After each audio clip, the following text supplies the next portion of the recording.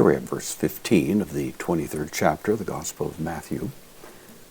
This is the second of the woes. There's actually a verse 14 you may have noticed, which is interpolated from other sources. It's not strictly part of Matthew's rendition of these woes. It has to do with devouring widows' houses, that sort of thing. Certainly legitimate text.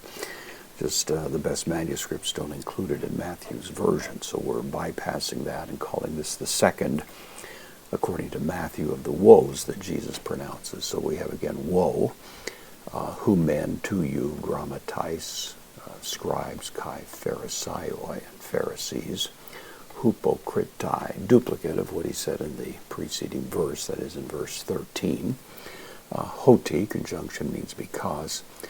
Periagita, this is from periago. Peri means around, ago means to lead.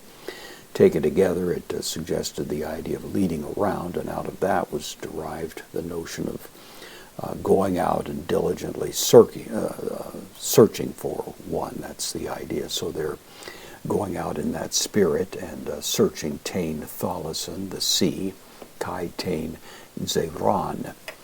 This is the word that's translated land. It's not the normal word, which is gay, but this word has to do with arid land, a land that is hardly even inhabited, but it's simply accentuating to the point of hyperbole the extent to which these would go out looking for somebody somewhere to bring them in. It's not well known, but actually there were a fair amount of rather extraordinary missionary efforts. Josephus tells us that. We have it from other sources, in fact, of these who were trying to bring people in. Sometimes there was forced conversion. If in their history Israel had dominated someone by military conquest, sometimes they would force circumcision and such things. So some of that is what Jesus seems to have in mind. So they're searching through sea and through land. Poiesai, this is an aorist infinitive of poieo, to make or to do. So you search sea and land to make. Hina, adjective, means one.